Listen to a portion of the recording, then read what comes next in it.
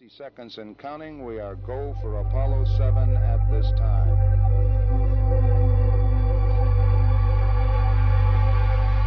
T-minus 50 seconds. The vehicle now pressurized and the vehicle is go as is the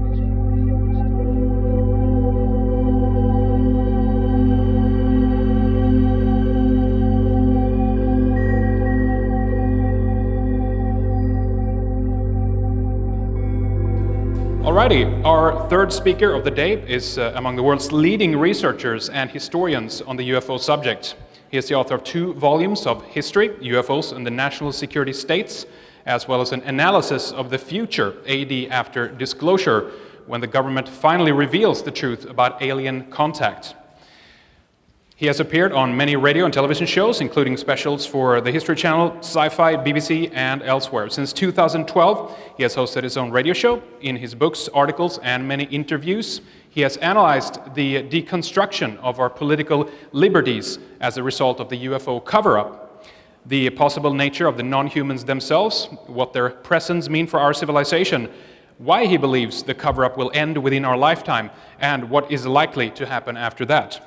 He has done some tremendous work on the subjects with deep and thorough analysis on the history of the UFO question. His work is very important to get a handle on just how many instances, encounters, sightings, and contact that the military around the world has had with these things, whatever or whoever actually is behind the UFO technology. His website is richarddolanpress.com. His talk today is called What's Up with the Breakaway Civilization? Please help me welcome Richard Dolan. Dr. Henrik, thank you. Thank you so very much. I'm going to try to speak as deliberately as I can. I know we have a little bit of an echo effect. Let me move this down here. I'm very happy to be here. So what is up with the breakaway civilization? That's a bit of an homage, incidentally, to the great Catherine Austin Fitts, who spoke here earlier today. She had a classic article called What's Up with the Black Budget. If you haven't read it, I suggest you go Google it and read it. It's great. I think of the UFO phenomenon as central to one of the great discrepancies of our era. I've been looking at this subject for about 20 years now. And it's filled with discrepancies. When you think about all of the ways in which it's significant to us, whether at a scientific level, what are these things? How do they zip around the sky in the way that they do? What can cause an object to zigzag and shoot straight up? That's pretty darn interesting. Or when you think of the political implications, that is, how is it that this phenomenon is being handled at certain levels which we don't normally have access to? That's a fascinating question. Statistics. If you were to go online and, whoops, let's move this down a little bit. I'm afraid that I'm blasting you out with, is this okay? Can you hear me like this? All right. If you go online to look for UFO sighting reports, let's say for 2013, the last full year, there's a couple of major websites you could go to, a few other sources that have some statistics on it. And for the US and Canada alone, for last year, you would find roughly 15,000 reports, 15,000 UFO reports for 2013, for just US and Canada. That's about 40 a day, 40 a day. And when one considers that maybe 1 out of 10 people, maybe if we're lucky, might report their sighting to some agency, you could easily multiply that by 10. It's not an outrageous assumption to think that there could very well be 150,000 genuine UFO sightings. Now, of course, they're not all alien craft or even TR-3Bs, but some of them probably are. What's the ratio of legitimate sightings? No one knows. No one knows, but it's a lot. There might be 15,000 legitimate sightings of truly anomalous activity in our atmosphere just in North America every year. It's quite possible. Yeah. Want to fix that up? All right. I'm going to speak a little more quietly now. No, okay. I just don't want to blast you out with the echo. All right, blast away. So maybe 15,000 genuine sightings a year. It's quite possible. Economic implications are profound, particularly when you factor in energy. After all, whatever these things use to move around, it's probably not petroleum. Right? And so that has tremendous implications for our global economic and financial structure. Philosophical issues, existential issues. What does it mean that there are perhaps some other agencies that are operating in our skies, in our oceans, beyond the atmosphere?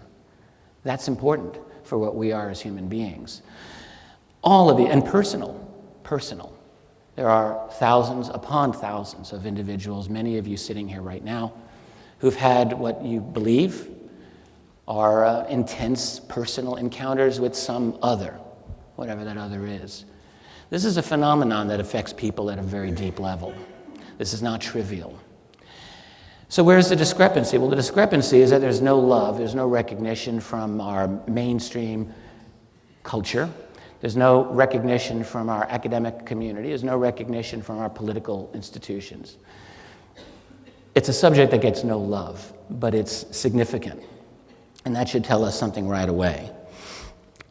I look at it now as we're in a fence. We're in this little enclosed fence in our little worldview that we're all supposed to believe. But just beyond that fence, there is something else. And in fact, it's not just these other visitors, whatever they are, but there's an infrastructure beyond that fence of ours. It's unacknowledged, and I think it's quite vast. So I want to look into it. It's not just in the atmosphere. It's down here on the ground. It's, I think, below the ground, probably. And I think it exists beyond Earth's orbit. There's something very, very significant going on. Before I get into the really strange stuff here with you today, I'll just put out the obvious remark that a number of other speakers here have already been discussing. And there's really no need for me to go over the same ground that they've been talking with you about, but simply that there are multiple space programs operating in a clandestine manner. And think of it this way. A couple of years ago, there was the announcement that the United States, NASA was going to cease their manned operations in space, and all of this talk about the U.S. kind of shutting down its significant space-based operations and so forth. And that's a lot of nonsense.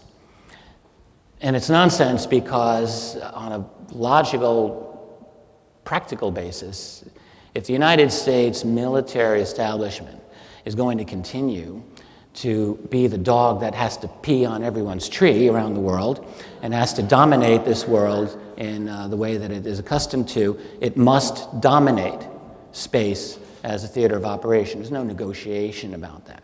Space must be under its control. And ipso facto, you must have a powerful presence of domination of space. That's not going to end, not voluntarily, not by them. These multiple programs, I'm going to suggest, are a combination of traditional technologies and revolutionary technologies. And this point was made yesterday by both Mark McCandlish and Michael Schratt and others as well have been talking about this. So you've got your old-fashioned chemical technology that's still being used in one way or another, and you've got some very, very radical technologies, which I'll talk about. Back in olden times during paperclip, a lot of those German scientists brought over were involved in the creation of what was called the dinosaur program, which was very, very instrumental and had, despite that it was supposedly canceled, left its own legacy and probably a secret space legacy that's been built on top of that. Back in the late 1980s, there was an announcement out of the blue in the New York Times that Vandenberg Air Force Base which had its own secret cadre of, I believe it was 32 astronauts at the expense of many billions of dollars, that was closed down because it was no longer practical in the aftermath of the Challenger explosion. And if you want to believe that, be my guest. These programs, in other words, they're canceled, quote unquote, after they've been in operation for some time when it's no longer convenient for people to think that these are still going on. But these things happen. We've got a number of instances in which clandestine space programs are hinted at or even acknowledged, and then they go away. Now let's go into the land of the strange. Ingo, what do you know about the moon? This is a story, I'm sure some of you are familiar with it. I'm sure many of you may not. Ingo Swann, who recently passed away, was one of the top remote viewers in the U.S. intelligence community back in the 1970s and 80s. And by the mid-1970s, he was already a legend. And the reason he was a legend is because Ingo Swann remote viewed Jupiter before our first probe, our space probe, ever reached it. Ingo was bored one day. He goes to his boss, Hal Puthoff, and says, "I'm bored with remote viewing Soviet submarines all the time. Let's do something interesting." And Hal Puthoff said, "Well, what would you like to do?" And they decided he was going to remote view Jupiter in advance of our first probe out there. What Ingo Swann did is he identified, I believe it was 13 specific data points about the planet Jupiter, none of which were known at the time, one of which included the existence of a planetary ring. Pretty nifty. And it was shortly after that ring was confirmed. This made Ingo Swann highly coveted by all kinds of Black World projects and programs who then would ask him to do remote viewing work for them. So he gets a phone call from a mysterious guy named Axelrod one day who says, "I need you to be at the Smithsonian Institute in Washington, D.C. tomorrow at noon." Ingo was in New York City at the time, and it was a 2 a.m. phone call. He says, "Well, okay, I'll be there." Takes a train down there and has this incredible cloak and dagger experience with these two twins who are very military. They look identical to each other. They don't speak. They communicate by cue cards. They take him into a vehicle, a car, where they blindfold him. He's not happy about this, but they go. They drive and drive and drive. They get out. They get into a helicopter. They go somewhere else. They land. He's still blindfolded. They go to a building after walking an enormous distance, into an elevator, down, down, down, down, down. Elevator doors open. Blindfold comes off, and here's Axelrod. And he pays Ingo a lot of money for the week, and he says, "I'd like you to do some remote viewing for us." And the first question he says is, "What do you know about the moon?" Ingo Swann says, "Well, not a whole lot." "Okay, well, here are 10 coordinates. I'd like you to remote view them." Ingo Swann does, and what does he see? He sees structures. He sees buildings. He sees people or beings.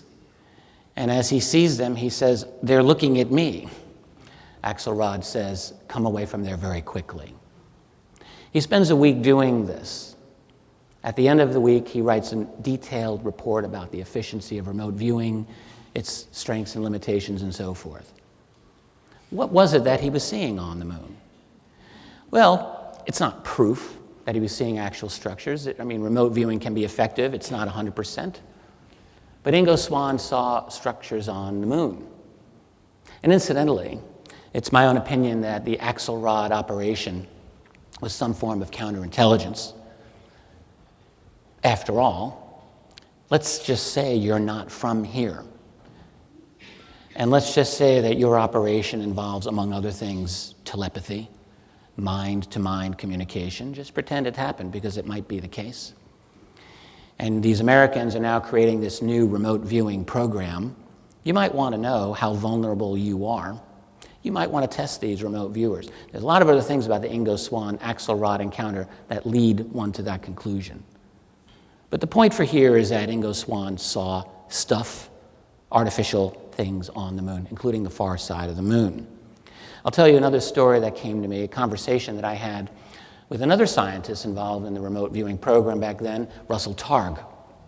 Many of you know of him, and I'm sure some of you know him. A number of years ago, I had a phone conversation with Russell was a nice conversation. At one point he said to me, "Richard, in the early to mid-1980s, I was tasked at one point to train remote viewers whose job was to remote view the far side of the moon." And these remote viewers were based out of Fort Meade, Maryland, by the way. So, remote view the far side of the moon. I said, well, Russell, why would they do that? Long pause. He said, "Why do you think?" So I said, "All right, I'll bite. Were they looking for E.T.?" He said to me, "Yes, they were going to look for E.T." I said, "Did they find E.T. on the far side of the moon?" He said, "I don't know. That wasn't part of my assignment." So I don't know if he knows or not, but I believe Russell Targ. So here's the early 1980s. You've got a clandestine secret program tasking remote viewers to remote view the far side of the moon. Why? Well, looking for E.T. Why would they look for E.T. if they had absolutely no reason to think that they would find E.T. on the far side of the moon, right? And so it goes. We've had testimony from some very credible people. This is Carl Wolf. Carl Wolf was with Stephen Greer's Disclosure Project, almost 15 years ago now. He's given some incredibly compelling, persuasive, consistent testimony about his own experience in 1965. He was a young guy, he had a top-secret crypto clearance at a Tactical Air Command at Langley Air Force Base in Virginia. On one occasion that year, he was assigned to an NSA facility. He thought it was NASA, because he didn't know what the NSA was in 1965.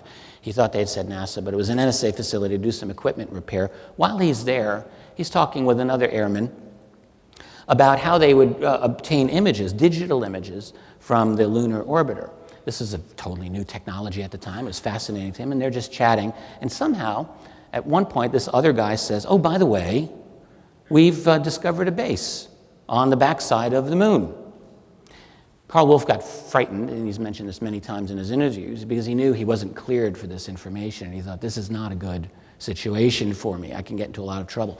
The guy then brings out the mosaic. You know how they take the satellite images strip by strip, and they put together this mosaic, and he's showing it to him. He's got it out there. And according to Carl Wolf, this mosaic showed all kinds of geometric shapes, towers, spherical buildings, something that he thought looked like radar dishes, large structures. And again, he was scared, and it took him more than 30 years to come out and discuss this in the late 1990s. We have the testimony of another Disclosure Project witness, Donna Hare, also equally compelling. She had a secret clearance, this is early 1970s, for a NASA subcontractor, Philco Ford, and was shown a satellite photograph of a distinct UFO, and had it explained to her that this technician's job was to airbrush any evidence of UFOs out of photographs for NASA before they were made public. She heard, this is secondhand, but seems to be legit, from other employees at the Johnson Space Center, that some of the astronauts had seen extraterrestrial craft on the moon. Now, this is in the early 70s, so the moon landings had taken place by then. She said, "I believe there were 3 of such craft on the moon when they landed." The code word for them was Santa Claus. And of course, this is very much in line with the story that is attributed to Neil Armstrong. Michael Schratt mentioned this yesterday. This came from the author Timothy Good. I spoke with Timothy about this personally, and Timothy told me about the source of this. This is a woman who's a friend of his. She's no longer alive, unfortunately. Tim said to me she was as rock solid as you could ever get, and she essentially eavesdropped on a conversation that Neil Armstrong was having at an event where this other individual said essentially, "So what really happened on the moon?" And Armstrong said, "Well, yes, we've been warned off." This is a paraphrase, but there were craft there. Enormous and menacing was the word he apparently used. Probably was enough to, put the fear of God in someone. So these stories keep coming out. They don't stop. A gentleman named Vito Saccheri, back in the late 70s, had read a book by a fellow named George Leonard, Somebody Else is on the Moon. In fact, Ingo Swann wrote about this same book. So in 1979, he goes with another engineer, friend of his, and arranged to go to Houston's NASA headquarters and asked to see moon photos. NASA had a check with Langley, CIA, and they said, okay, you can do it. It was quite a surprise. Strict rules, he was allowed 3 days, 8-hour days, no writing, no recording devices, and he would not be allowed to be left alone with photos. So what does he see? This is Saccheri's words. Obvious machinery on the surface showing bolted sections, a UFO rising from the surface and photographed directly above a crater. The unmistakable figure of a rectangular structure placed squarely in the biggest crater pictured, a perfect three-dimensional view. He also read a transcript from one of the Apollo missions. And the words, this is what they said. Houston, we've got a bogey at 2 o'clock. Roger that. Apollo switching to Alpha. Roll 8 degrees and begin sequence. Alpha and Bravo were two switching stations for secured or classified communications. So they continued the discussion on Alpha. In another mission, he reads, Mission Control, we got Santa Claus coming over the hill. Roger, Apollo, hold your fix, switching Bravo. Do you copy? Roger, Houston, Bravo, link. So what if this is true? What if there's a presence on the moon of a group that doesn't appear to be us? Just what if? Because that's what it looks like. If it were true, that would be a very, very important thing, wouldn't it? It would mean that this space program that the world was undertaking would be running into some potential obstacles. A great unknown kind of confrontation could be taking place. Would they be able to tell the rest of us about it? That's a real tricky thing to do. You know, with a program with as much attention as the moon landing programs got worldwide, how do you manage the secrecy on that? So let's just keep going a little bit.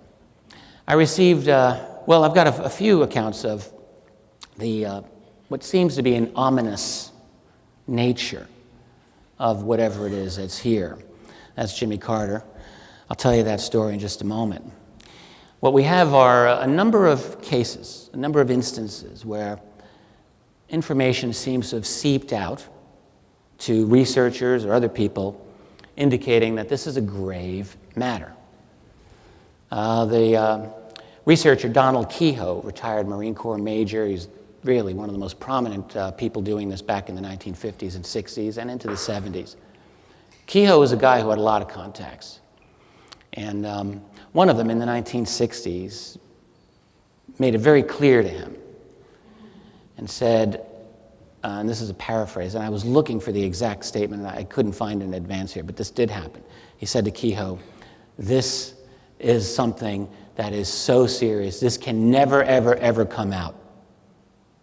This is beyond anything you realize. You have no idea how deep this is, how serious this is. The Jimmy Carter story. Now, this came to me directly from a gentleman, and I'll tell you a little bit about this gentleman. I don't want to give up his name at this point. He's a known guy, very brilliant man, extremely, extremely intellectually meticulous man who's got the right connections into the White House and at the highest levels of the American national security structure. And I had a series of long conversations with him. And one thing he said to me was, it was known to him for sure that Jimmy Carter did receive a briefing on the matter of UFO/ET in June of 1977. Now, this man did not know exactly what was told to President Carter. This is early on in the Jimmy Carter administration. He had just been inaugurated a few months earlier. But what he did know, he said, was that at the conclusion of that meeting, President Carter was seen at his desk, elbows on the desk, head in his hands, and he was either sobbing or nearly sobbing. Something deeply upset President Carter. What was that something? I speculated with this gentleman. I said, well, can we assume that he was told this was a very serious matter? He said, yes. I said, can we assume that he might have been told he doesn't really have a whole lot of operational control over this matter? He said, absolutely yes. Another story that came to me, and in fact we wrote about this, my co-author and I, in AD After Disclosure a couple of years ago, had to do with a man who was first administration of the Reagan presidency, comes into office as an undersecretary in 1981. Shortly after he came into office, some very close friends of his, who had been friends back in California where he was from, visit him. And among them was a young man who was 19 years old at the time, close friend of the family, kind of grew up with this undersecretary's family. You know, they're very, very tight. So it's now 2 a.m., a couple of drinks, and this undersecretary was becoming very, very upset and maybe a little loose-lipped. And he's talking one-on-one with this young man who's kind of like an extra son of his. And it came out that after he had, the first thing that he did as undersecretary is he spent 2 weeks at a very secure underground facility, being briefed on a lot of things, and including UFO ET presence on Earth. And all that he would say to this young man was that it was deeply upsetting to him. And the reason it was upsetting to him is that he had a daughter to raise in this world. No more details. We have a statement that came from Ben Rich, head of Lockheed's Skunk Works. And of course, Ben Rich, everyone knows who Ben Rich was. This came through a gentleman named Bill McDonald. Bill's still around. I've chatted with Bill many times. Bill talked with John Andrews, who was, again, mentioned, repeated a lot of times yesterday in the talks. John Andrews, very, very prominent, close friend of Ben Rich. The story is that Ben Rich told John Andrews that the public must never be told about the true reality of what's going on with this. It was unbelievable, he said. It was too intense, it was too powerful, it was too dramatic, too frightening. What would make these people have this reaction? What would be the most likely reaction? Well, one of the things that you would do, and in particular, if we would want to build what they have, they're clearly vastly beyond anything that we've got here. And in particular, if you've collected any of their material, would we want to be studying their technology? Well, I think the answer is obviously yes. I've been saying this for years to students who are interested in the black budget phenomenon, which is that if you don't really understand the centrality of the UFO phenomenon to the black budget, then you're missing a huge part of this picture. And I would not go so far as to suggest that UFOs are the only thing to create our black budget culture. But I would suggest that they were a key initiator in getting that whole culture started. Because when you go back to the 1940s and you put yourself in the position of the U.S. hierarchy, Harry Truman and all the guys around him, and they've got this utterly awesome piece of information that's dropped into their laps. This is right after the end of the Second World War. You've got completion of the most titanic struggle in global history just being done. Millions of homeless people, millions on the brink of starvation, a new Cold War erupting, and now you've got this. What do you do with this? Do you really tell the world? Of course you don't. You can't. A, you don't know who you're dealing with. B, you don't know how bad the panic's going to be. C, you don't, if you've gotten any technology, any freebies, you may not want to share it with rivals, and you may not want to share it with the general public, particularly if it's going to change your whole energy paradigm. That's a lot to think about, all in one fell swoop. No, what you would do is you'd get your best people around you, and you'd say, we're going to figure this out. We're going to put our team together, and we're going to find out how to study this technology. We're going to find out how bad the public panic might be if we revealed this. We're going to find out who these other beings are, and all of the logical questions. And then we're going to find out a way how to fund covertly all of the research and development that will be necessary to study this phenomenon and to implement the correct security measures as well. All of that. And as I think we can all recognize, secrecy develops its own momentum, its own profit, its own bureaucracy, its own reason to be. And then the next thing you know, it's got you, and you have no escape from it. And the longer it goes, the more difficult it becomes to let this secret out openly without your whole house of cards falling down. There was a researcher back in the 50s, 60s, and 70s and 80s, but really Leonard Stringfield got the ball rolling with crash retrieval phenomenon with the publication of that book, Situation Red. That was in the late 1970s, very beginning of the Carter years. Jimmy Carter, by the way, of course, the first U.S. presidential candidate to openly admit that he'd seen a UFO, got a lot of news at the time, and in fact, a lot of people thought, this could be the opportunity for some real openness on UFOs. And Carter was asked a number of times as a candidate, if you're president, would you try to release any UFO data? And Carter said, yes, if I'm elected president, I will look into this as long as it doesn't adversely affect national security, et cetera, et cetera. So there was this hope when Jimmy Carter became elected that there might be some forward motion on this topic. At the same time, Stringfield publishes this book, and this book at least part of it referred to possible retrievals of non-human technology. There's a lot more than just Roswell in this whole story. And in particular, in the late 70s, researchers started to collect them. And I think the reason was, first of all, Stringfield's book opened the door, and many of the people who came to him really seemed to have believed that President Carter was just about to make some kind of announcement anyway. And they thought, good, I'm going to come to you. And boy, did they come to Leonard Stringfield. Just a couple of these stories. Oops. Because I don't really think people have a full flavor of what Stringfield collected. And I know what this is like now as a researcher myself when people come to me with different stories of encounters that they've had. And Stringfield just became the clearinghouse. He was the magnet for a long time. Some incredible stories. One, a retrieval in somewhere in the southwestern U.S. in 1957, not 1947.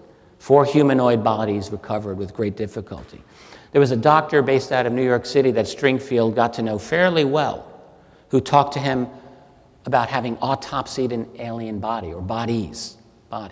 One witness who said he saw 9 alien bodies at Wright-Patterson Air Force Base in the 1960s, 4 feet tall, was told that there were 30 such bodies at the base, that there was a craft at the base, and said at certain military bases there were mobile units in constant readiness to recover downed objects, downed UFOs, and on and on and on.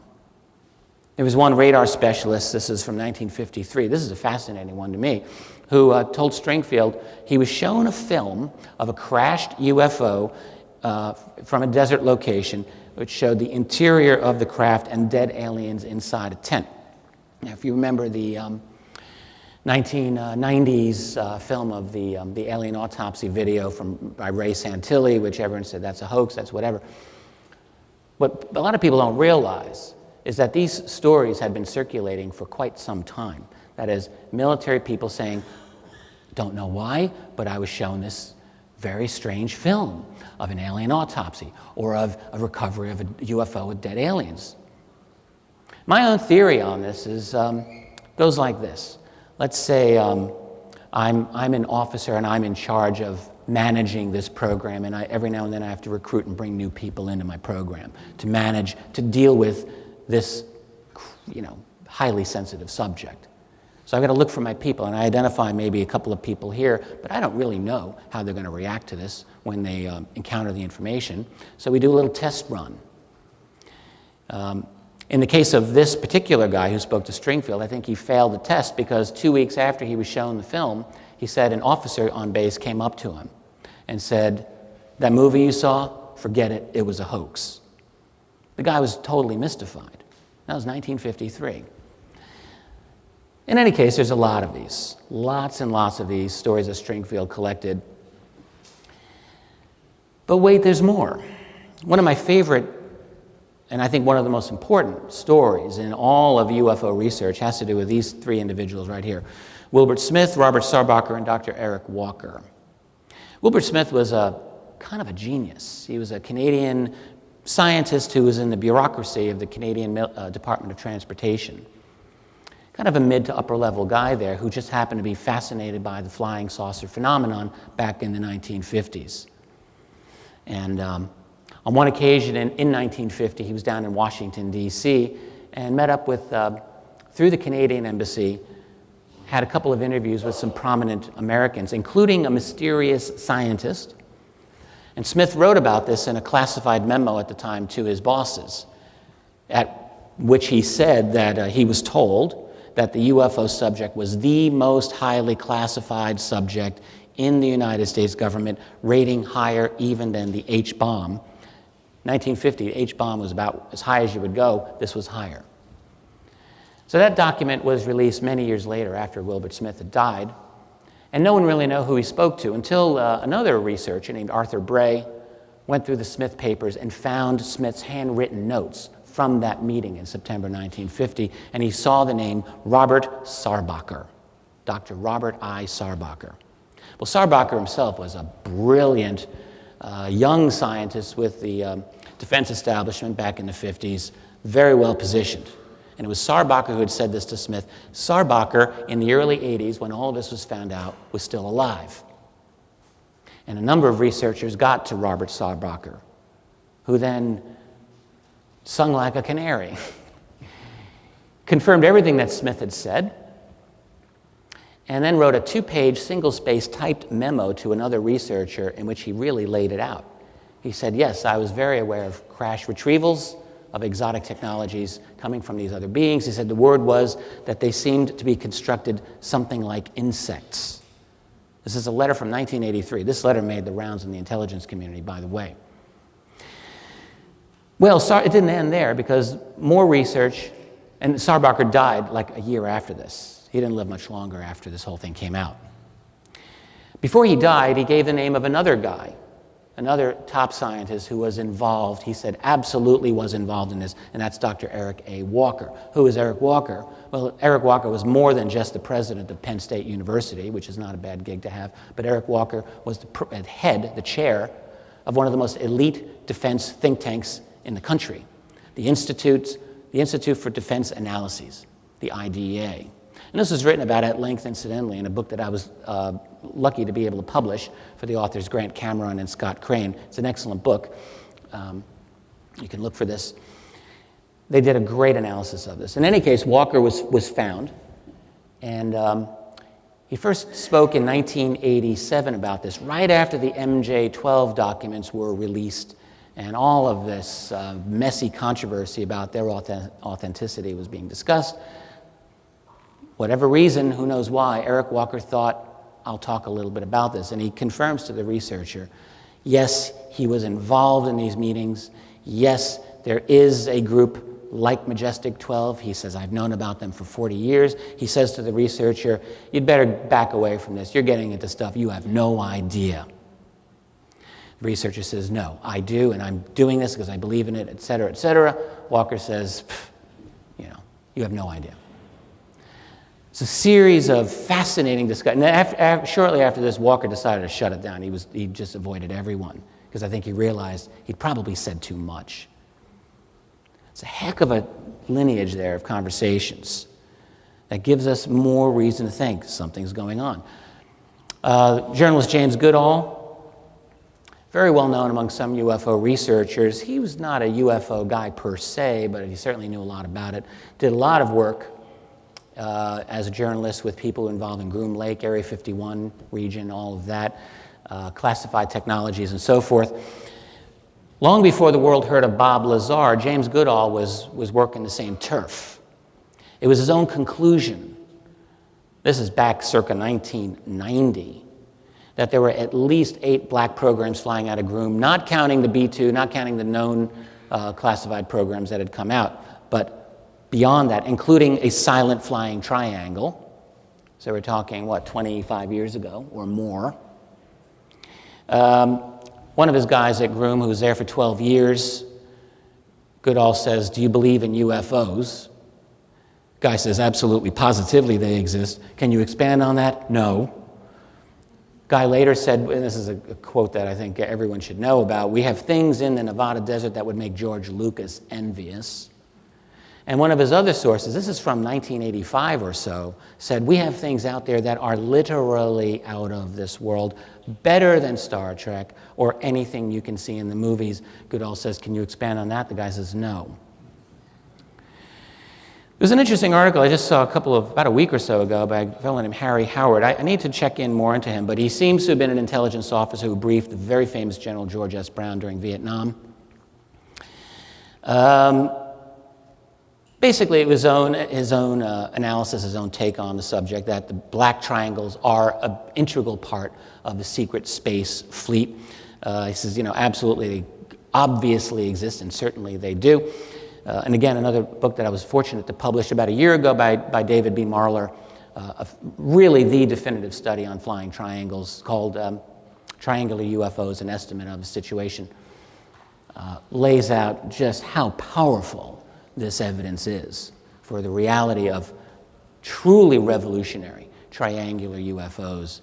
They don't behave in any way like ordinary aircraft. They're out there. Well, this is Howard's conclusion. Calls them the greatest development in the history of mechanical devices since the invention of the wheel. Well, maybe. It's an interesting analysis, and I think I rather like it. And you can look it up, called Black Triangles, Cornerstone of the USA Space Fleet. So here's the problem. So if we create these revolutionary technology, whatever they're based on, free energy or some kind of electrogravitic propulsion system, isn't that really going to totally transform human society? Wouldn't that totally, or at least largely, liberate humanity in so many critically important ways? And let's just think about some of these implications. Free energy, or some version of energy that's significantly better than pulling petroleum out of the ground, the source of nearly every significant war that we've been having for the last century or more. I think it'd be a very, very liberating experience for humanity. But won't it also challenge the current structure of wealth and power here on planet Earth? That's a problem for these people who are sitting at the top of the human food chain, and they're not necessarily willing to rock that boat. So what does this require? It's a system that requires, A, black budgets. Catherine earlier today talked at length about black budgets. Black budgets are more than just your classified federal tax dollars at work. Black budgets are more than simply U.S. citizens paying for military programs that they have no knowledge about, they have no control over, that are doing God knows what, with the barest, thinnest veil of a pretext in their name, which is, of course, not on their behalf at all. It's more than that, because if you need to, raise secret armies, overthrow governments, illegally rig elections, or build a secret space fleet, you're going to need a lot of money. You're going to need a lot more money than simply federal tax dollars. And you also want money that's not so easily trackable and traceable that you don't have to answer to. So where do you get that money from? Well, you get it through financial shenanigans, financial fraud. You get it through narco-trafficking money. Narco-trafficking is probably a top 5 industry in the world, probably. It's right up there. Simply because drug trafficking is illegal doesn't mean that no one wants the money, because everybody wants that money. Everyone would like free money, particularly these agencies. I had a conversation with another gentleman. One day I'll put all these names out there. Some of my researcher colleagues know who I'm talking about. One gentleman who had a lot of knowledge of how a lot of this worked out, and made a very salient point to me, which was that first of all, the money going into these research and development programs related to this subject was enormous. He didn't give me a figure. But he said, think about this, no matter how enormous it is, the amount of money for the security on this program exceeds it by a factor of 7 or 8 times. So I'm thinking, well, what does that mean? This is a little more than guys with guns. We're talking, although that's part of it, we're talking maybe the construction of underground infrastructure facilities, the cost of managing and controlling the media, the cost of controlling political operatives that are prominent in the system. I could imagine that there's a lot of expenses going into this to contain this. So that was his insight. So you need black budgets. And what that, of course, requires, what that means, is at least constitutionally, in terms of legality, in terms of what this country likes to tell ourselves what we're supposed to be, this is a complete overthrow of what the United States is supposed to be about. This is a fundamental moment where accountability must not be open. It must not be transparent. Rightly or wrongly, I think wrongly, these people decided that this topic is vastly too important to be able to entrust to the general public. It's too serious, it's too dark, it's too threatening from their point of view. So you create black budgets and you essentially create a coup d'etat. That's what it is. It's a silent coup that takes place. And it took place by degrees, but fundamentally it took place, I would say, in the 1940s. And it deepened and deepened and deepened. As a result, obviously, financial corruption. It's more than just black budgets. It's an entire manipulation of the global financial system to hide this reality. There are a series of labyrinthian-like financial cutouts, phony offices and offices nested within other offices within others, so that even the greatest accountants in the world would have a hard time figuring out the paper trail.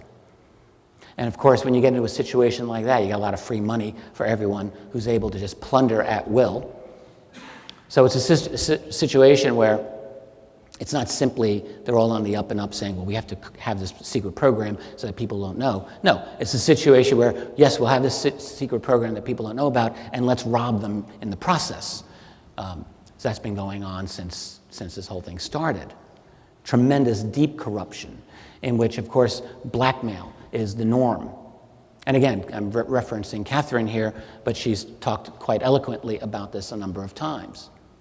The fact that if you get to a certain position of power in this country, or I would assume any country, but in this country, you'll end up having a sit-down with NSA or CIA or FBI, and they will tell you, they will know, they've got the goods on you, and you'd better behave, or they'll destroy you. They'll make it very clear.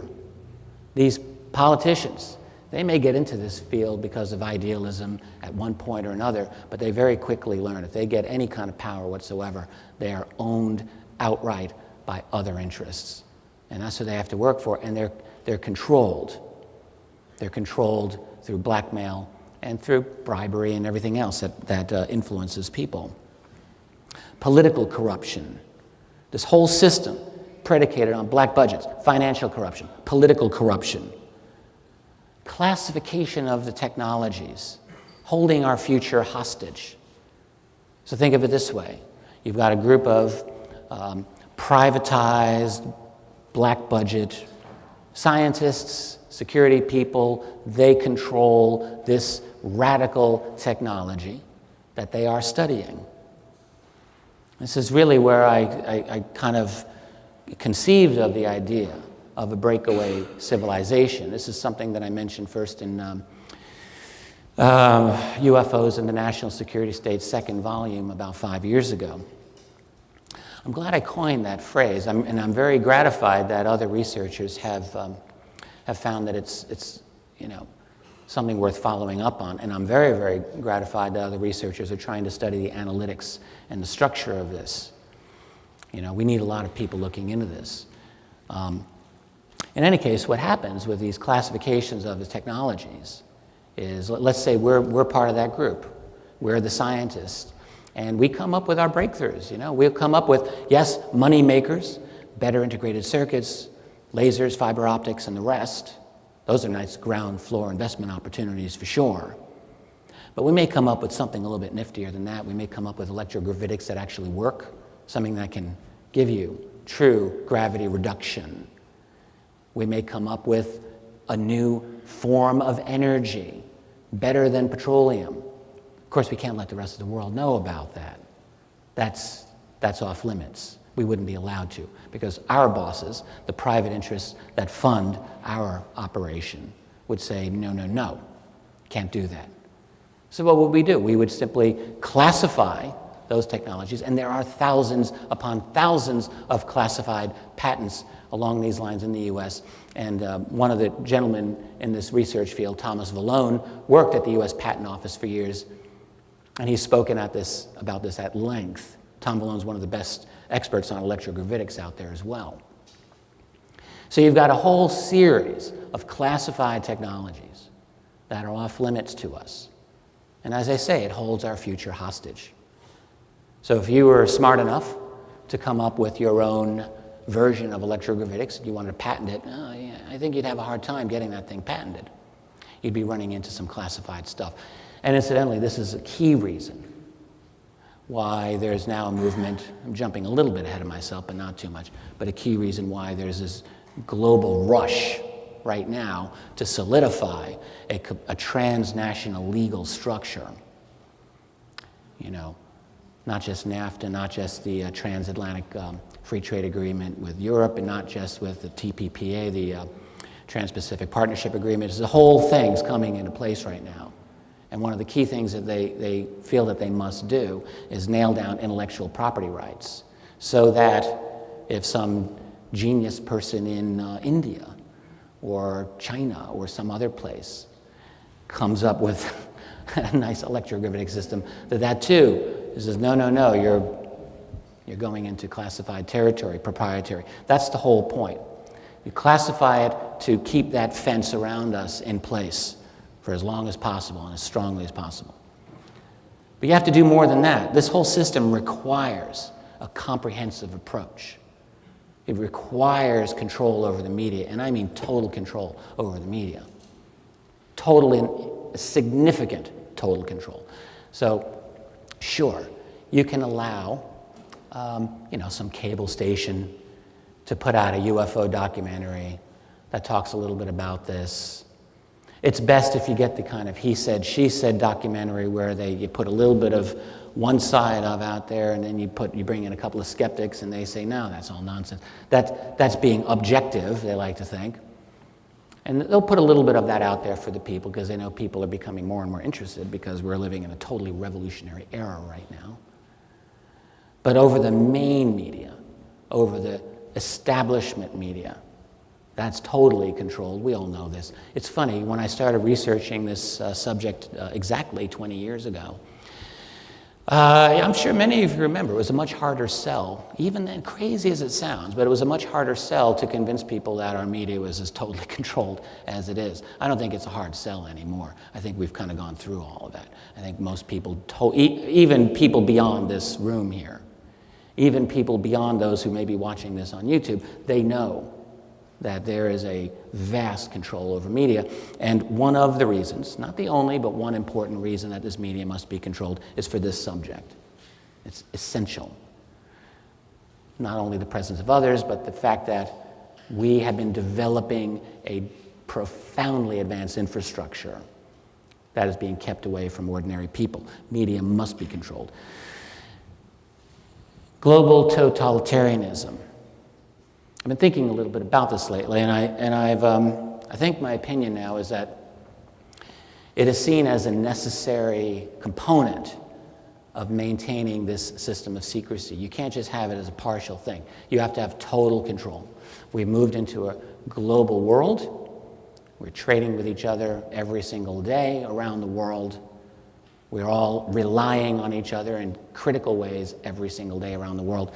So you must have a system in place, they feel, of having total control. A totalitarian system, literally totalitarian. And this is exactly what's being planned for. It's exactly what they're working on. In short, this system must be predicated on everything that we're seeing in our world today. We're seeing the results of it now. Which means that there's, from that point of view, there's no way that those people who have got control over this secret, there's no way that they can ever undo secrecy over this program, not in their opinion.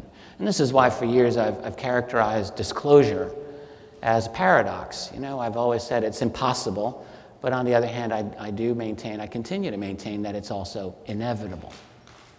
But the reason it's impossible is partly because of what I've just described to you here. This is very deeply entrenched in our world, and you know, it's one of these things where when I look back on my 20 years now in this field, how astonished I am at the journey that I've gone through, in the sense that I started out 20 years ago with a very simple question. It wasn't even, are UFOs real? I wasn't even at that level. My question was so simple. It was this subject something that the national security community in the U.S. truly cared about ever? Because if they cared about it, why had I never read about it in any academic history book ever? I mean, why would that not be interesting? 1950, go back in time, you got the Korean War breaking out, you've got the end of the Berlin airlift, all of this Cold War drama, you got Harry Truman dealing with all these problems, and then what, flying saucers? Were they actually interested in this? Well, it turns out, yeah, they were. And I thought, well, you know, wow. So that was that was the crowbar for me that just allowed me to pry open. That was the first level and the most important level. Before that, I was in as much of a conventional mindset as you know, many other people. I thought I was ahead of the curve because I had been reading, you know, Noam Chomsky, and I thought, well, hey, that's good for me. Yeah, well, you know, it was 20 years ago.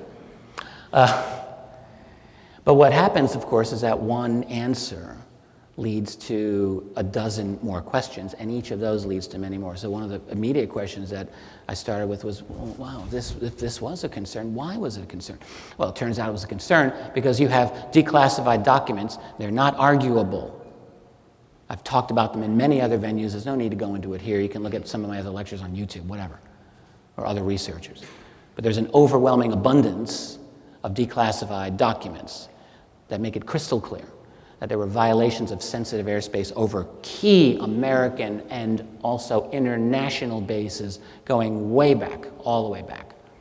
And if you were in charge of air defense over your particular sensitive base, which may have had nuclear ordnance there, which happened many times, and you've got objects hanging out there and zipping around and totally evading your best interceptors, well, yeah, do you think you'd be a little bit interested in it? I think you would.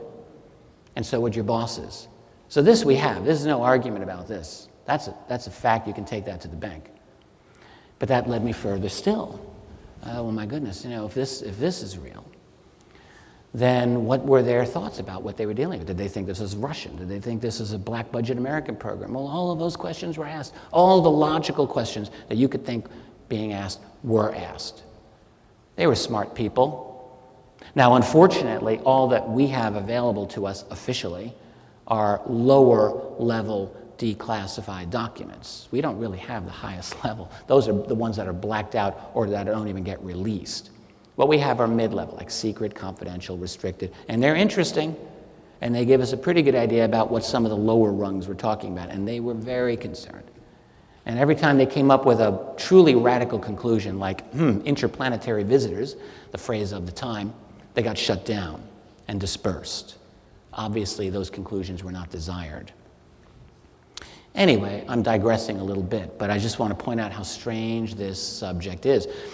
It leads to more and more questions. This, to me, and this is really why I just did my latest book, UFOs for the 21st Century Mind, which is really my attempt to encapsulate the whole field in something like a comprehensive way. And what you find is that this truly is the most revolutionary subject that you can imagine here on planet Earth. I think that it is. I think the UFO reality. And think about how this subject is handled within even the alternative research community at large. The UFO phenomenon gets kind of a strange position there, where a lot of alternative researchers, they're afraid to get into this subject. I've spoken to so many of them privately, and they're fascinated by it, but they will not go there publicly, because it's just too much. It's too much of a ridicule factor. It's too much of a distraction. It's too much. They get into the crosshairs of the media, and it's just too much work for them. So what does that tell you? Well, it tells you that this is the gold mine of the alternative subject. This really is it. This is the core. After Bryce Zabel and I finished writing AD After Disclosure, it became obvious to us why this subject was enveloped in secrecy, because what we realized when we looked at the implications of the end of UFO secrecy, it was obvious to us that this turns everything upside down. Everything upside down, whether you're politics, short-term or long-term geopolitics, your science revolutionizes your science, will cause probably a political revolution. You think of Occupy Wall Street. How about Occupy Area 51? Occupy Wright-Patterson Air Force Base. I mean, right. You think it wouldn't happen? Of course it would happen. Of course it would happen. Once this ever came out, there'd be a lot of angry people who would be thinking, hey, wait a minute, you really lied. What's the status of these black budget programs that must obviously exist? And on and on and on. And what's the structure of the secrecy? How are you able to hose us over for so many years and lie to us and steal our money for so many years? I mean, there's people who have a dog-like obedience to authority who would never, ever, say boo about it, and they think, well, our leaders know best, but there's a lot of people who wouldn't be like that. There'd be a lot of people who'd be very angry. So this whole system is so unstable right now. It's so incredibly ready to just go, that, well, we're on the verge of seeing something big. So that's why it's a paradox. The secret keepers will never voluntarily give this up. They have way too much to lose. Way too much to lose. On the other hand, as I've often said, they're not the only part of the equation. And the biggest dynamic part of the equation, frankly, is us and all of you sitting here in this audience.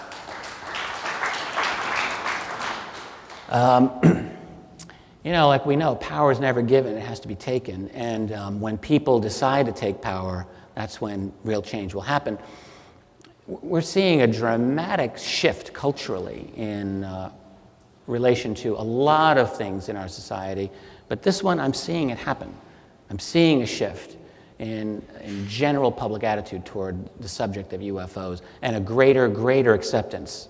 And not simply from the general public, but also from a lot of intellectuals and academicians who are quietly, some of them are here, by the way, who are quietly interested and researching this and also making waves within their fields. There's a lot of change afoot. And, we've only had WikiLeaks for 10 years. 10 years. Because we couldn't have it more than 10 years ago, because our global infrastructure couldn't accommodate WikiLeaks. Well, we can now. It's like the field of dreams. If you build it, they will come. If you create the infrastructure, boom, there it is. And now we are in an era where people can grab digital data and throw it out there for the world, whether legally or not is irrelevant. It's irrelevant. People are doing it. And it's a permanent part of the structure of our world now. It's never going to go away. And what we really have is, what do people really ever want? The real war we're having is a war between forces for a global police state to control everything and the people. What do people want? People want one thing: they want to be free. It's the only thing we really want. We want to be free to do our thing. We're like water, and we're going to find our way to path around those restrictions. So when you have a situation where now, governments read our emails, we know that. Governments will find ways of dealing with us through intimidation and so on. People are resisting, and they are going to continue to find ways around this system. That's the true Cold War that's going on in the world today. That's the struggle. So I don't think this is totally a matter of faith on my part. I think that there's really genuine reason to believe that the people, we're not dead yet. I don't think we're ever going to be dead. So we're dramatically transforming our society now. What are we going to look like in 10 years, 20 years, 30 years from now? In terms of new technologies, new ways for us to communicate with each other, share information. It's not a slam dunk, but it can happen. Oh, and incidentally, this whole system that's been created, this whole movement for a global police state, for global total control. Who owns it? Well, not the president, not the national security staff. It's owned by the banks, it's owned by private interests who stand behind the whole system. And I really think it's fair to say that they are the true breakaway civilization.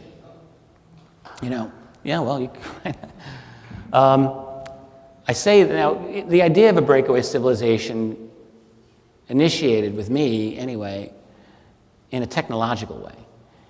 Basically the black budget world on steroids with exotic alien technology, presumably alien technology, tossed in. I talked a few times about a conversation I had with a former civilian scientist at NSA who said to me circa 1965, 64, that the NSA had a computer running at clock speeds of 650 megahertz, which, it's no great shakes today, but was 35 years ahead of the consumer market, which did not reach that speed till 2000. And in 1965, there were no personal computers anyway. So NSA was 35 years ahead on that basis of the rest of the world in computing power. You could see it that way. So now you toss in exotic technology. You toss in classification of those technologies, preventing people from getting it, and that gets you into a breakaway civilization where you've got technology that's unavailable to anyone else. And that's really what made me think of that. But what's happening here? You can't stop with simply the technology. You got to see who's running it, who owns it. And as we can see in all factors of our political system, all of the power stands behind. We all know this. And it's with multinational banks. It's with those people who have the pinnacle. They're at the pinnacle of wealth and power in this world. Yeah, and they'll go to the Bilderberg meetings, and they'll go to, the trilaterals, and then they're in the CFR, and they go to Bohemian Grove and places like that. There's not just one place where they go. They're the rich country club. As George Carlin once said, it's a big club and you ain't in it. You and I ain't in it. So that's the system that they are putting in place. So within that whole scenario, you have to wonder, are there even discussions at that level about ever disclosing the reality of this insane reality that they are living in? A world in which there are these others, a world in which there's this incredible technology by us and by not us. Would they ever do it? Well, I think they do still have these discussions, and this is an interesting thing to ponder. Another conversation I had with a gentleman. This is the same guy who told me about the money going into these programs and the fact that the security is much more expensive than the scientific R&D. Well, the same man said to me, every 5 years or so, that was his words, there are meetings and discussions held at the highest levels of the political structure that bring this topic up. Should we disclose this reality or not? I mean, I don't think it's on like a schedule, like every 5 years, but he gave me this kind of like casual indication that it comes up every so often. Maybe once or twice a decade, that type of thing. And in fact, this man had been on one subcommittee dealing with that. And even though he was a scientist, his subcommittee had to do with legal implications. Who knows why? They decided that, at least from a legal point of view, this was a nightmare. I mean, think about the lawsuits that would occur, even from just defense contractors. One defense contractor having access to ET technology, that's unfair trade practices, isn't it? That could be a nasty little lawsuit. I mean, that's such a mundane thing, but it was instructive, that they were pondering some of these issues. So anyway, the fact that this comes up every so often, I mean, my head reels at the thought. When you think about how explosive this is, you'd have to ask yourself, why would it even come up at all? Why? Wouldn't this just be permanently off limits? And yet it doesn't seem to be so. And the only reason I can think of is that this is a very, very powerful, pressure-filled reality. And I don't think there's any ruling elite in history that's ever been totally unified. Because there are always factions. And I think that there are factions relating to this subject as well, this most important, most revolutionary, transformative of subjects.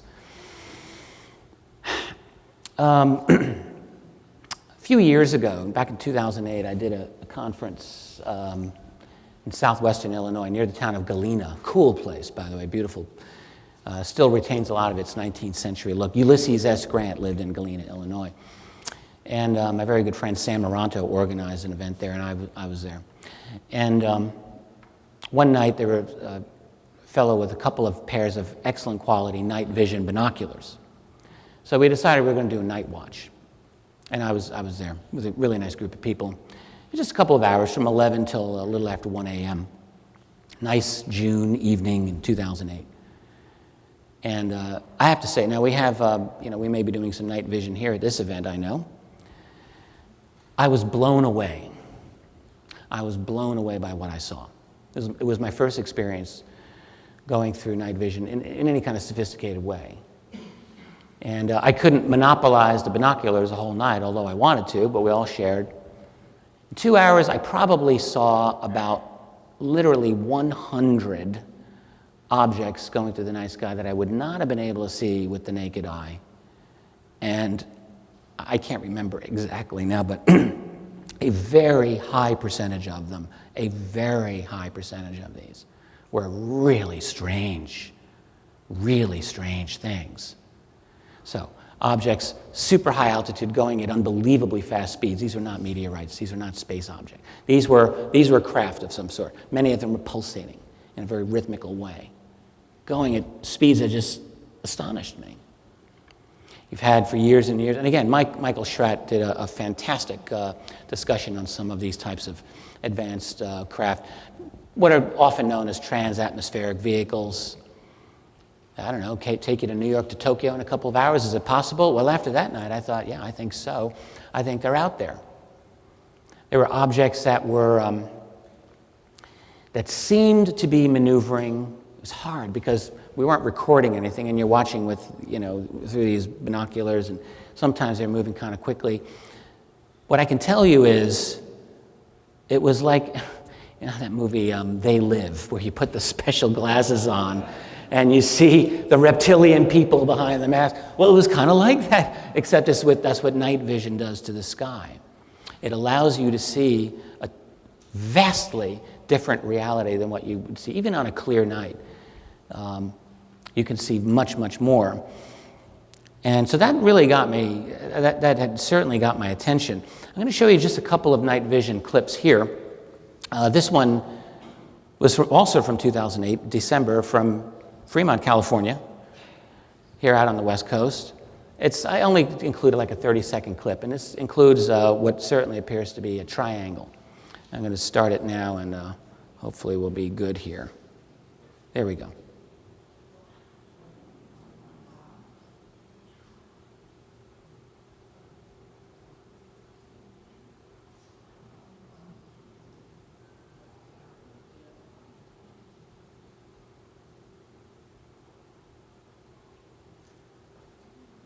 So I should chat with Mark McCandlish or Michael Schratt about what they think this is. If this is a TR-3 or maybe some other kind of triangular craft.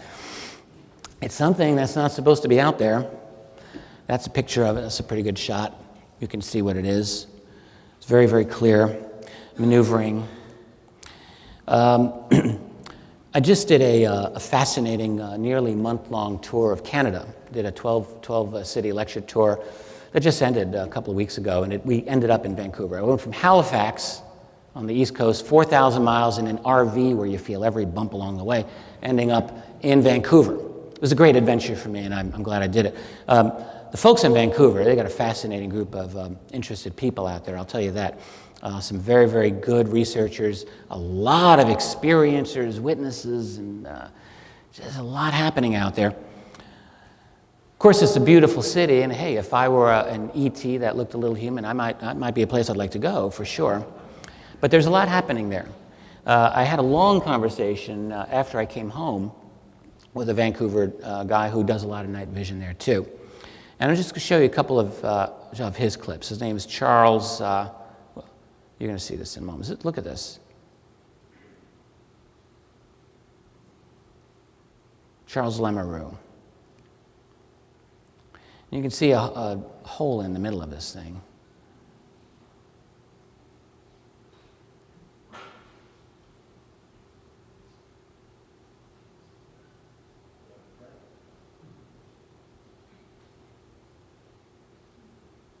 This is only visible with night vision. And this is a little speeded up so you can see the movement of it a little more easily. There you go. One more here that Charles shot. This is just from a month ago. Don't know what this is. It looks like an orb. He was convinced that what you're about to see was not like an insect or not a close object. This is, I don't know for sure. I don't know what this thing was, but you can take a look here. Watch this thing.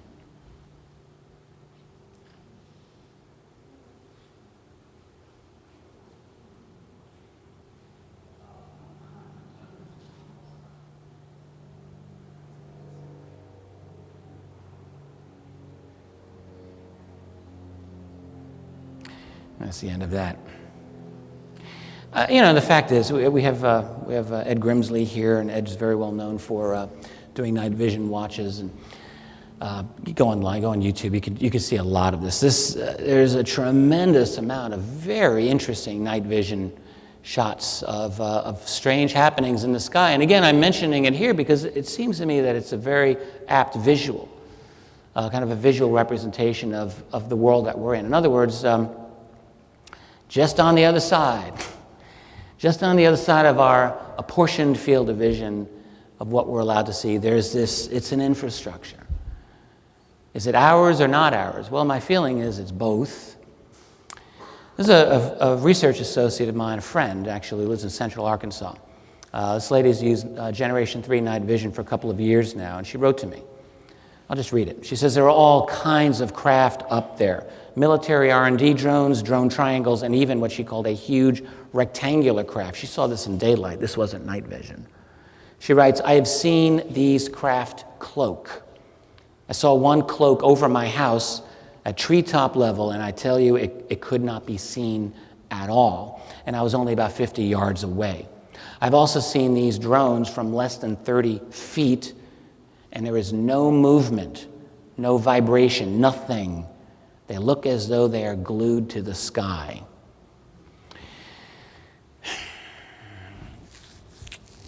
But there are anomalies not simply all around us, right next door to us. And by the way, that individual, I know her fairly well at this point, and I consider her a very reliable, very conscientious person. A couple of interesting anomalies. Some of these are somewhat well known. This is on YouTube. It's a very quick clip. I wrote about this in one of my volumes of history. This is the STS-51A sighting. This is 1984. And you're going to see a spherical object come toward the camera and go up. Here it is, and you'll see it in reverse.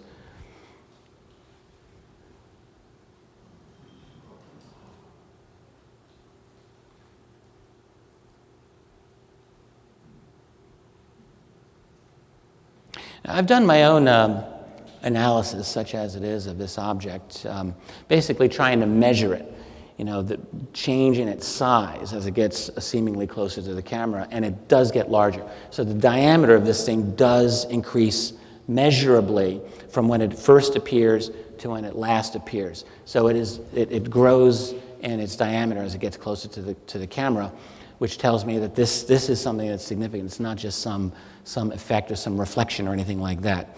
A couple of years ago, I had a discussion with about this object with Dr. Bruce Maccabee, who's an optical physicist and one of the more established experts in photographic analysis, video analysis of UFOs. And Bruce was kind of non-committal about it. He said, yes, it's interesting. We don't know what it was. It could be a reflection or something like that. But I don't think so. I don't think it is. To me, I think it shows that it's moving directly toward the camera, and it's something. And by the way, in addition to simply video evidence, there's a tremendous amount, or let us say a good amount, of observational evidence coming from American and Russian astronauts, cosmonauts, over the years. Quite a few of those stories. This is one. This is a real head scratcher. It's from the STS-140 mission from August 2005. This was on the website of the late Jeff Challenger. I knew Jeff. I met him on one occasion. He died, unfortunately, in 2007, very suddenly. Jeff had a disability. It was hard for him to get out of the house, and he spent really his whole many, many years pulling down NASA video and recording it and then analyzing it. And he had a website. In fact, I need to re-upload it. I have permission to host his site. It was called Project Prove. I'm doing a whole website revamp myself this summer, and I'll have his back up, and you can look at this again and many others. But look at this clip. This is from the STS-114 mission, August 2005, just 9 years ago. Watch this thing. You can see something do a U-turn. This is sped up a bit from the original, just so it doesn't take you forever to watch.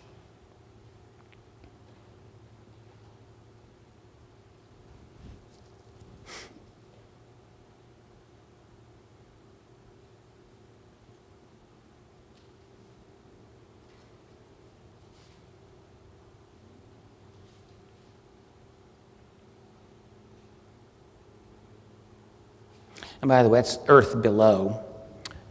You'll see the bottom, the horizon of the Earth, the edge in a moment there. This thing looks like it just turned around. Just turned around in space. What does that? Is that something that we can make? Maybe. Ours or not ours? That's a question. And I can't answer all of these. You know, some people offer their opinion on what percentage of UFOs are man-made and not man-made. I don't know. I would confidently argue that at least a large portion, are not man-made. Let me get my water here. What percentage? I don't know. I think the farther back we go in the sightings history, probably the larger that percentage is. I mean, we've had, going back to the 1940s and 50s, there were a number of very well-recorded sightings of objects. We're talking 1950, 1949. I've got 10 minutes. Great, thank you. Going at ultra-high speeds, ultra-high altitudes. It's kind of a reach to see some of these as human technology. I guess it's possible, but there hasn't really been a whole lot of strong evidence, in my opinion, indicating that we had these breakthroughs that early on. Not seeing it, personally. Now, today is another story. So I don't know what the percentage would be. I think that there's a substantial infrastructure on both sides of it. But this phenomenon gets even stranger than, lights in the sky and space-based observations and people on the moon and what have you. My own research has gone into I've encountered some strange stories, I guess I'll just say that. People come to me who've had encounters, or what appear to be encounters, with people who are not normal people. I've talked about this once in a while. I'll tell you one story. Woman grew up in western Pennsylvania in the 1960s in a tiny little town. Everyone knew everyone, especially in church, which is where this woman was on one occasion with her mother. Mid-1960s, she was in her mid-teens. And she sits down in church, and this blonde couple, male and female, sit in front of her, and she says they were the most unbelievably beautiful people she'd ever seen. They wore the most incredible blue fabric that she had ever seen. She said, I looked carefully at the fabric. I'd never seen anything that fine and that incredible. And she's like, who are these people? They're the most obvious standing out people in this whole church. And she said no one was looking at them. Why was no one looking at them? So she was fixated on them all through church, right? All through Mass. And then she said to me, and I heard them in my mind having a conversation. And she said, one thought to the other, well, we appear to be fitting in pretty well here. And then the other one thought back, yes, except for the girl behind us who can hear us. Yeah, this lady, by the way, came to me with her husband, and she was like a sweet lady. She was, almost 60. Normal life, seemed to me. And she just said, look, this is a totally puzzling experience I had. It didn't end there. So she got a little nervous after she heard that, and she didn't hear them anymore after that. So maybe they shut it down, whatever they did. She couldn't hear them thinking after that. And then Mass finally ended. And they were like in the middle of the church. And this couple got up and out, and they were gone fast. ahead of the crowd somehow. And she had this moment of bravery. And she said to herself, I'm going after them. And so she gets out of the church, out of the aisle. And her mother, like all parents, totally oblivious to all the important things going on, says, get back here, young lady, where do you think you're going? And she just goes. And she pushes her way through the crowd. And she gets to the front of the church, and she sees the couple. And they've gone across the parking lot. They're going over this hill. They go down this hill. So she trots up ahead to catch up to them. And she gets to the hill where they were, and she sees them now across a field. And they're moving fast to this wooded area. And she starts down the hill, and then she stops dead in her tracks because she sees a third figure there that scared the heck out of her. She said to me, do you remember the character Lurch from the Addams Family TV show? She said he looked just like that guy. Very tall, unnaturally tall, very gangly, thin, black hat, black suit, and she stopped. She's like, I don't want to go near this guy. So the blonde couple walks right up to this tall guy, like a tall man in black, basically, past him into the woods. He turns around, he follows them into the woods. That's her story.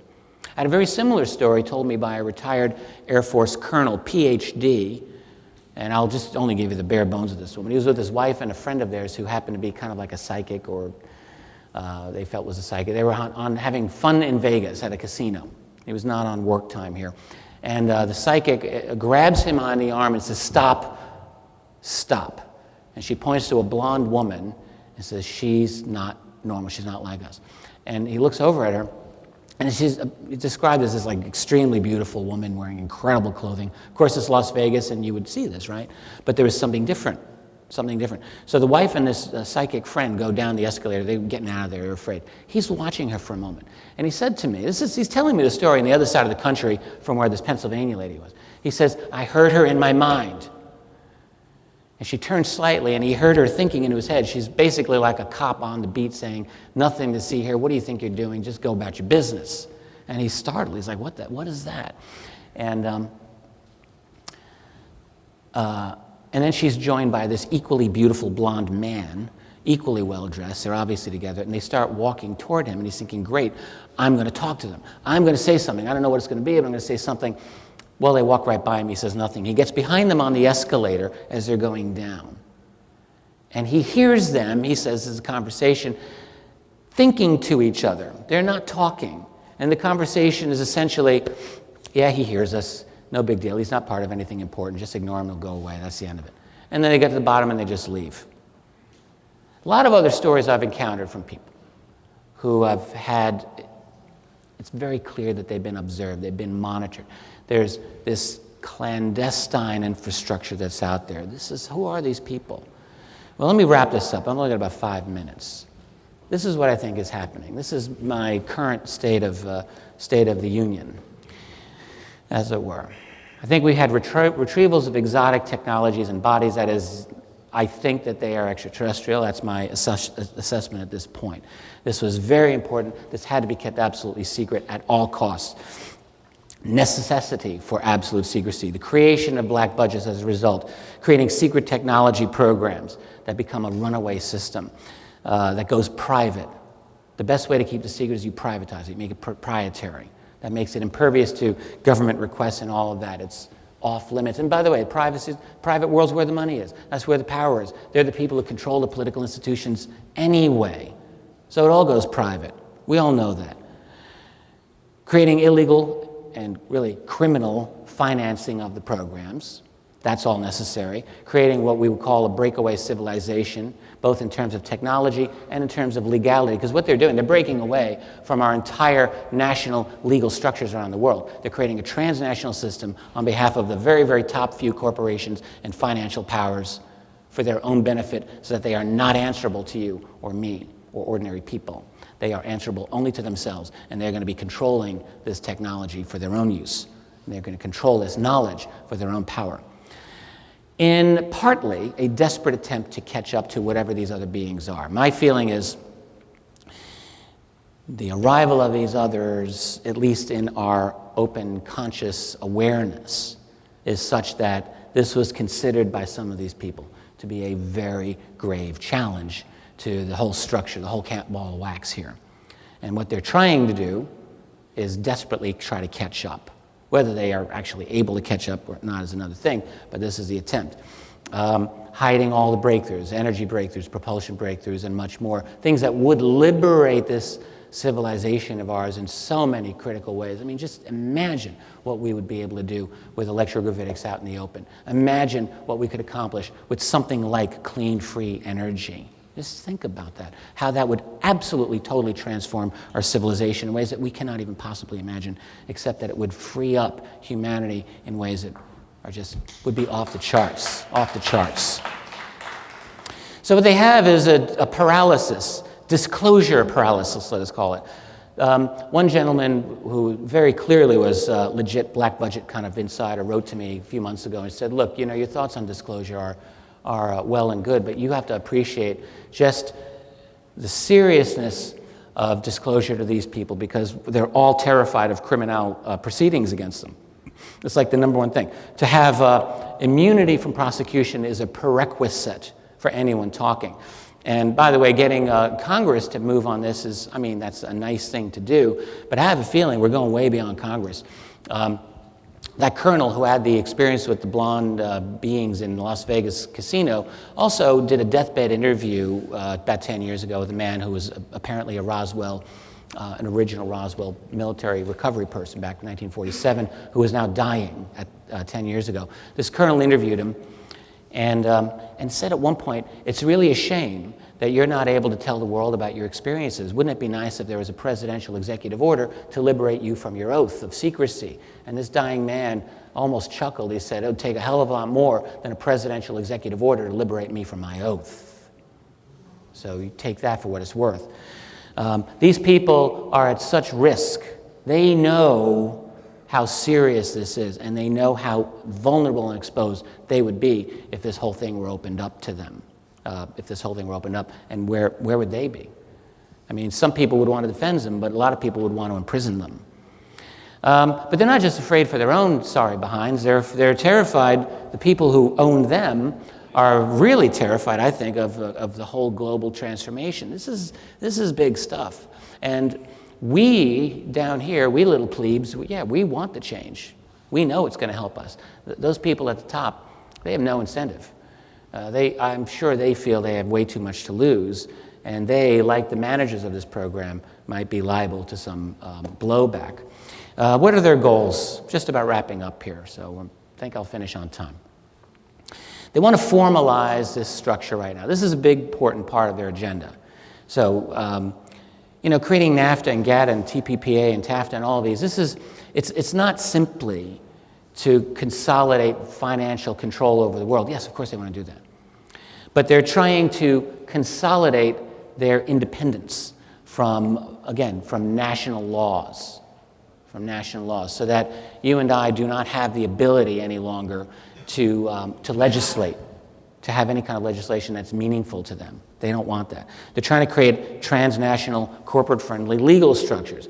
As I said before, they want to enforce intellectual property rights and hence no free file sharing, no bill.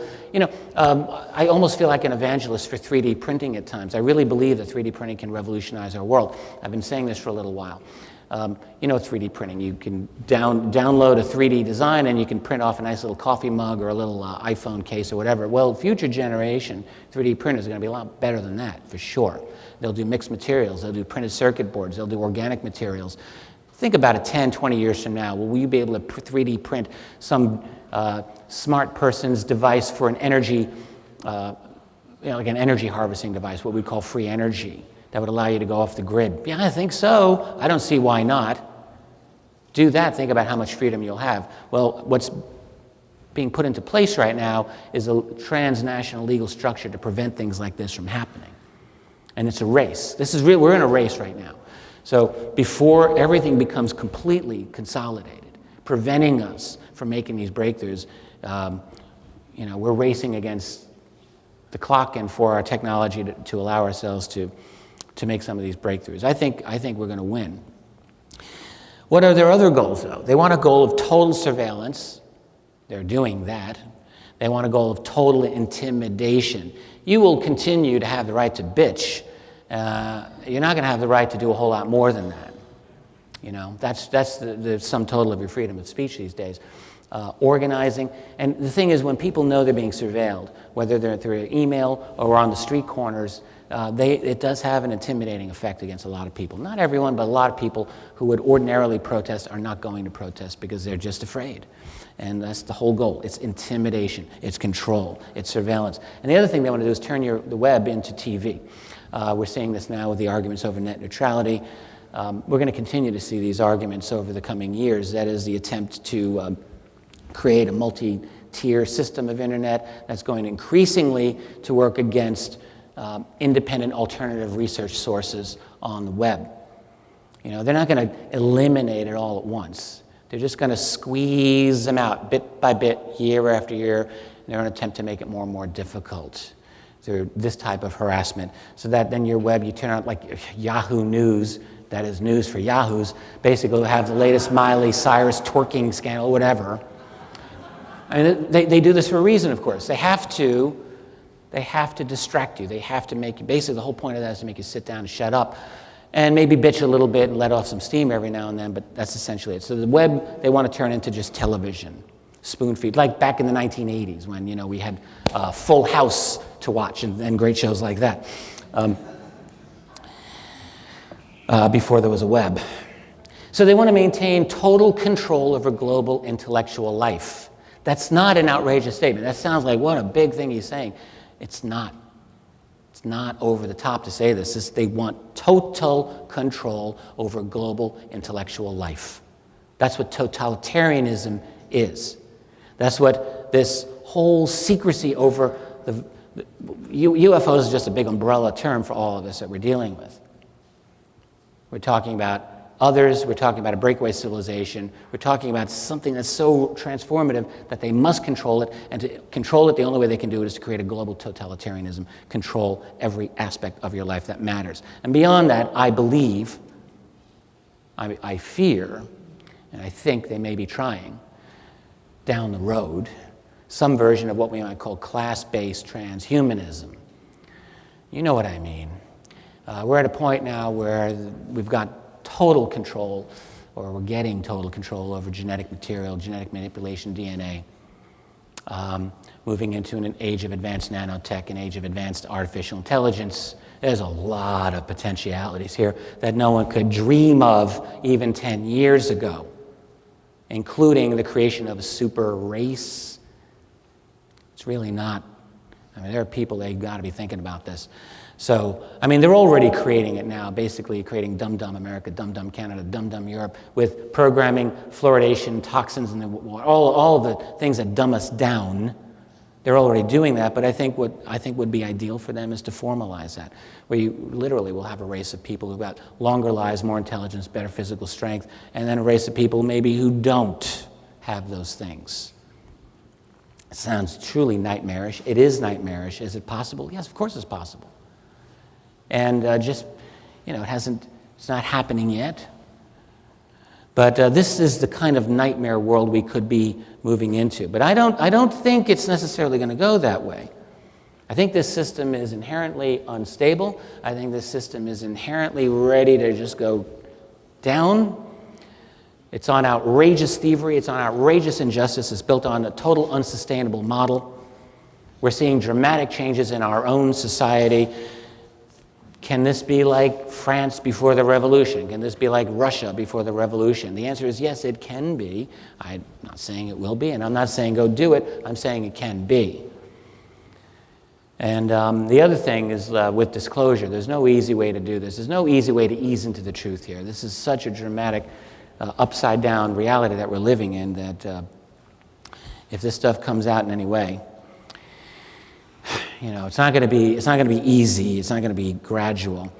One thing that I would just ask you to think about before I truly wrap this up is ask yourself a question: will we ever be able to deal with whoever these other beings are, who I think appear to be interacting with humanity in one form or another here on Earth? You know, it's a quiet enough of a presence now, but you talk to someone who thinks that they've had an experience and ask them how easy it is for them. Not everyone's had a very positive experience. Some have had positive experiences, others have not. A number have not. I've been thinking about how we win lately. I was very fortunate to be part of the citizen hearings on disclosure organized by Stephen Bassett, who's here today. That was a great honor for me. We got to speak for a week in front of 6 retired members of U.S. Congress about the profundity of the UFO phenomenon. And you could see over the course of a week how these people really transformed in their own opinions about this subject. I could see it.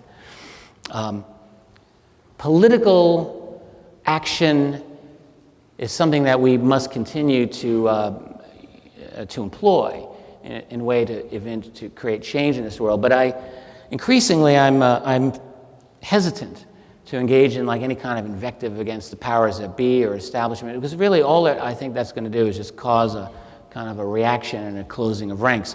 What I think a better model for me, the more I think about it, is creating a culture of change. And I know that sounds a little wishy-washy, but just hear me out here.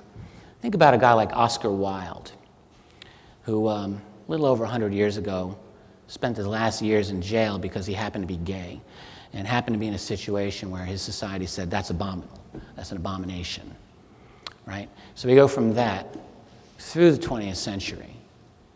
And how did that transformation in our cultural attitudes about people who happen to be gay take place? It's mainly by having a few brave people deciding to come out, and they had to come out before anyone else did, and they just said, screw it, I don't really care, this is who I am, you got to accept me. And they were role models for other people who then came out, and who then came out after them, and more and more and more. And the next thing you know, hey, we're in a different culture. And the next thing you know, within a space of 15 years, America's attitude on gay marriage totally flip-flops from 70-30 against to like probably, I don't know, what is it, 80-24 now, whatever. You know? It's a total rapid sea change. That is the most profound level of change. And we are right now in a period of cultural change on a lot of matters, including this one. I've seen it myself over 20 years. I've seen this change. So what I believe is it's actual personal bravery more than anything else that will create this change. It's having things like this on YouTube. It's having groups of people getting together and talking about this in ways and liberating themselves mentally and emotionally and showing the way for other people to liberate themselves mentally and emotionally.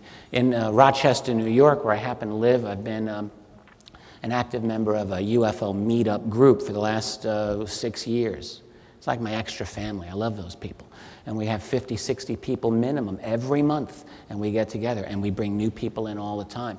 And I think this is I think meetup.com is a great website, a great idea, and you yourself can start one wherever you live. It's a great way to kind of create a center of gravity, as it were, and to give yourself a sense of community, which is absolutely necessary if you're going to make cultural change. It's one thing to talk to people on the web, but as you're seeing here at this event, there's a totally different experience when you're face-to-face with somebody. It's totally different, and it's energizing, and we have to have that because we're not robots, we're human beings, and we need that emotional connection to other people to create true change. We need that sense of community.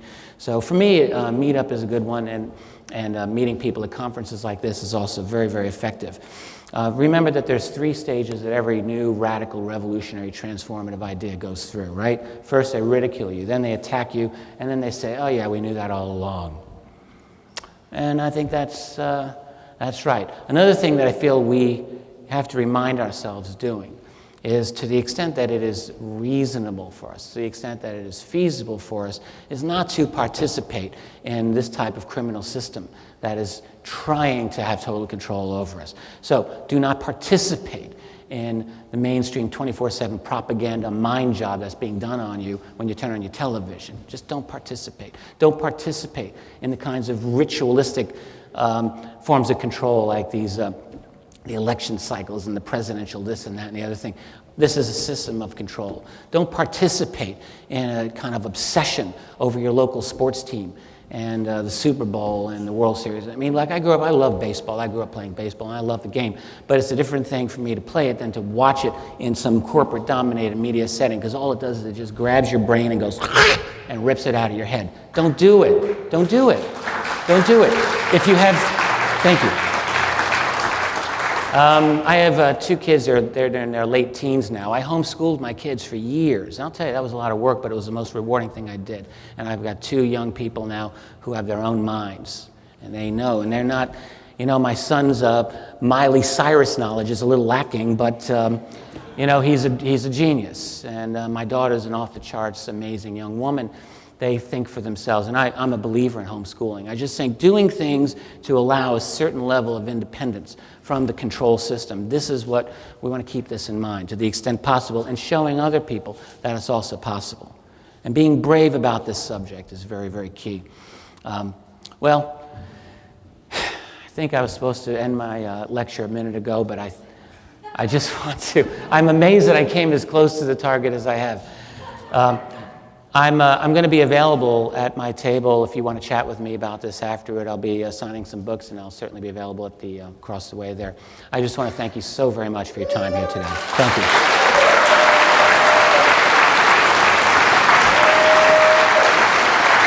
Thank you. Oh, thank you. Great. Thanks. Should I get this down here? Thank you, Richard. Great stuff. Listen, ladies and gentlemen, we're just going to take 10 minutes, short break, get some air. We'll try to get some air in the hall here, okay? We'll start up in 10 minutes, though, right from now, so be here on time. We'll start without you if not.